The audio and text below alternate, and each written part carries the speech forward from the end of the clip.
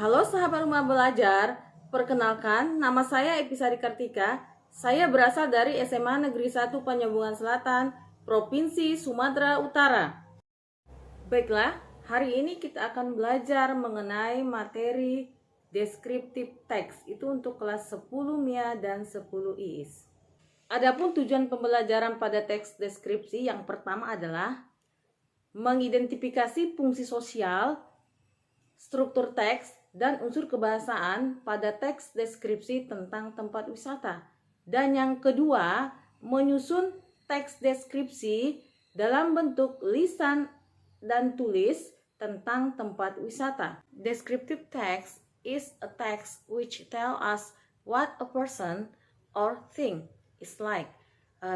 Describe the character of a person, animal, place, or thing. Paragraf deskripsi adalah paragraf yang menggambarkan sifat-sifat yang melekat, baik itu pada manusia, hewan, tempat, ataupun benda-benda lainnya yang ingin kita deskripsikan. Struktur teks descriptive, the first is identification. Identification contains about introduction of a person, place, animal, or object will be described. And the second, description. Description contains a description of something such as animal, things, place, of person by describing its features, form, colors, or anything related to what the writer described. Untuk lebih jelasnya lagi, struktur teks pada deskripsi yang pertama adalah identifikasi. Identifikasi adalah pendahuluan berupa gambaran umum tentang suatu topik. Dan yang kedua, deskripsi.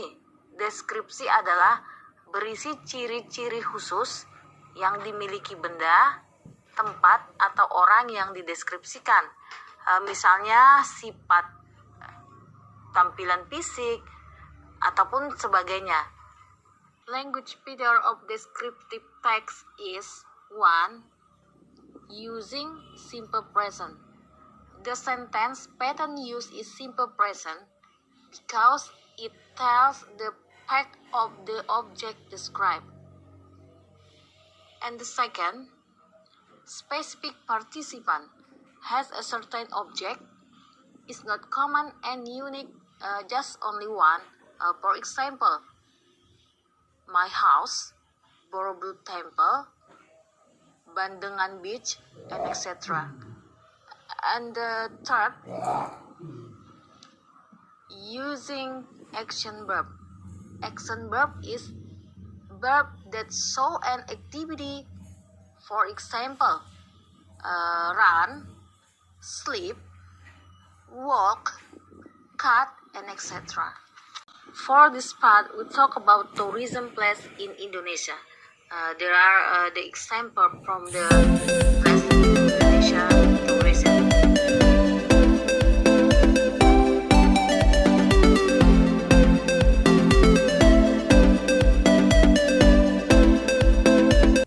Baiklah sahabat rumah belajar, sekian dan terima kasih pada video pembelajaran hari ini.